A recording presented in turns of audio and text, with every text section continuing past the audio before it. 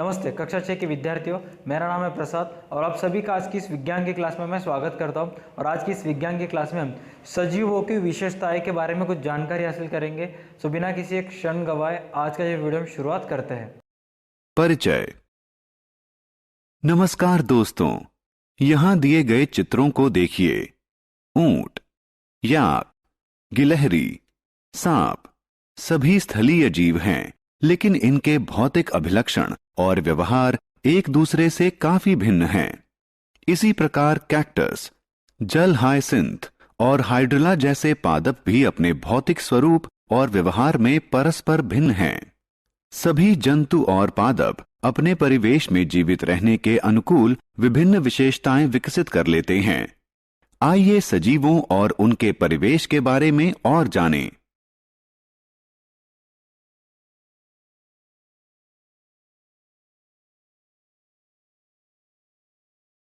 उद्देश्य। इस पाठ के अंत में आप निम्न करने में सक्षम हो जाएंगे: सजीवों के अभिलक्षण पहचानने में, जंतुओं और पादपों के चरित्रगत अभिलक्षणों का वर्णन करने में।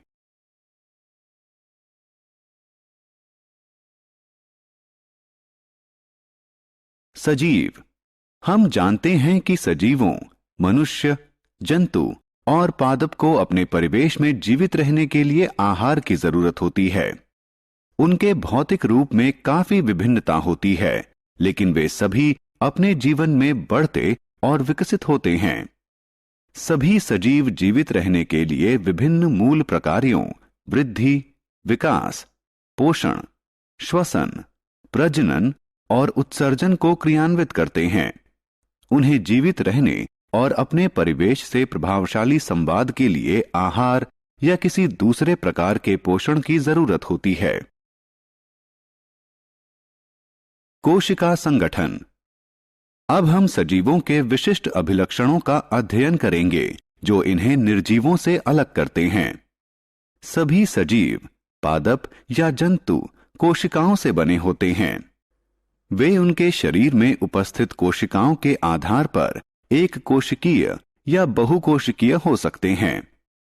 छोटे आकार के जीव जैसे कि अमीबा, पैरामीशियम एक कोशिका से बने होते हैं, इसलिए उन्हें एक कोशिकीय जीव कहते हैं। मनुष्य, कबूतर, आम का पेड़ बहुत सी कोशिकाओं से बने होते हैं, इसलिए इन्हें बहुकोशिकीय जीव कहते हैं।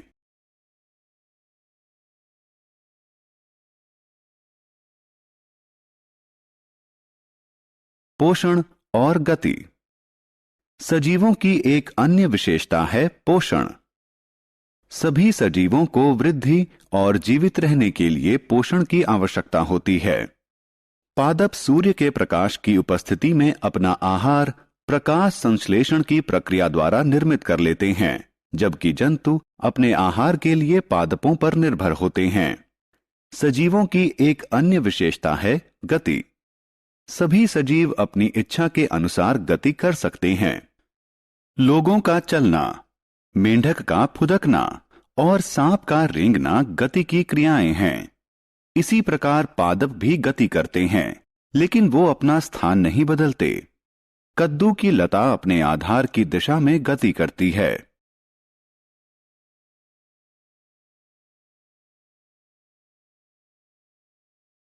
उद्दीपन के प्रति अनुक्रिया। जब आप किसी पौधे को खिड़की के पास रखते हैं तो देखते हैं कि वह सूर्य के प्रकाश की दिशा में मुड़ जाता है। इस विशेषता को उद्दीपनों के प्रति अनुक्रियात्मकता कहते हैं। इसी प्रकार जब हम एक गर्म बर्तन को छूते हैं तो अपने हाथ को पीछे खींच लेना हमारी स्वाभाविक अनुक्रिया होती है। अतः सजीव अपने परिवेश से ग्रहण उद्दीपनों के प्रति अनुक्रिया करते हैं।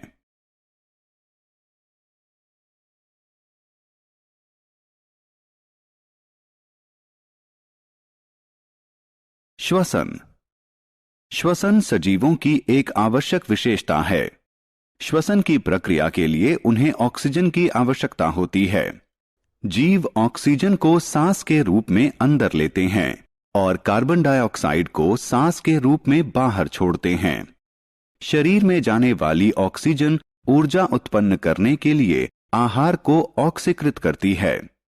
फिर इस ऊर्जा का प्रयोग शरीर द्वारा जीवन की विभिन्न गतिविधियों को संपन्न करने में किया जाता है। पौधे अपने पत्तियों और तनों के बाह्य परत पर उपस्थित सूक्ष्म छिद्रों की सहायता से श्वसन करते हैं।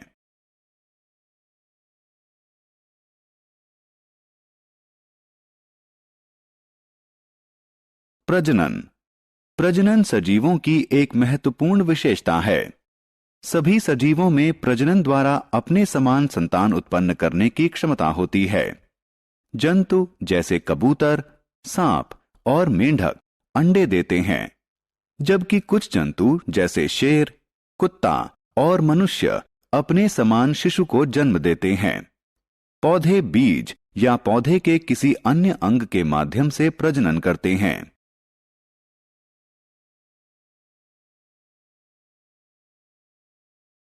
उत्सर्जन।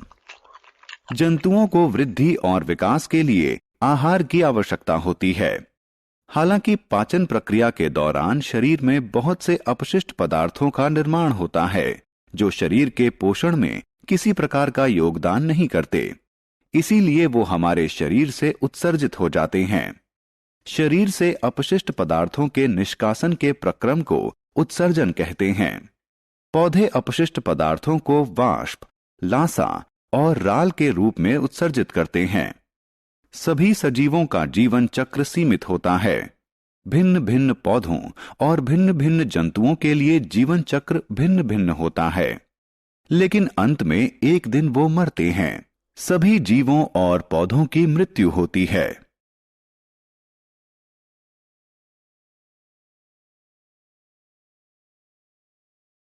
सारांश। आइए हमने जो कुछ सीखा है उसे संक्षेप में दोहराएं। सभी सजीव जंतुओं और पादपों का निर्माण कोशिका से होता है। सभी सजीवों को वृद्धि के लिए पोषण की आवश्यकता होती है। सभी सजीव अपनी इच्छा से गति करते हैं। सभी सजीव ऑक्सीजन को श्वास के रूप में अंदर लेते हैं और कार्बन डाइऑक्साइड को श्वास के रूप में बाहर छोड़ते हैं।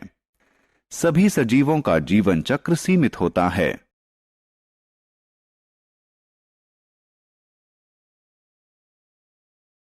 आप सभी बच्चों का तहे दिल से धन्यवाद इस वीडियो को फिर से एक बार देखने के लिए। आपसे ये उम्मीद है कि आप इस वीडियो को लाइक करोगे, शेयर करोगे, इस वीडियो की लिंक आपके फ्रेंड्स के साथ शेयर करोगे। अगर आप एक बच्चे के माता पिता है और ये वीडियो देख रहे हैं, कि आपसे एक गुजारिश है कि आप प्ले स्टोर से जाके DA2 एकेडमी का ऐप डाउनलोड कीजिए और इसी तरह के बाकी वीडियोज़ आप देख सकते हो, कहानियाँ सुन सकते हो, PDF नोट्स भी पा सकते हो। आज के वीडियो पूरा देखने के लिए इतना ही। मिलते हैं नेक्स्ट वीडियो में।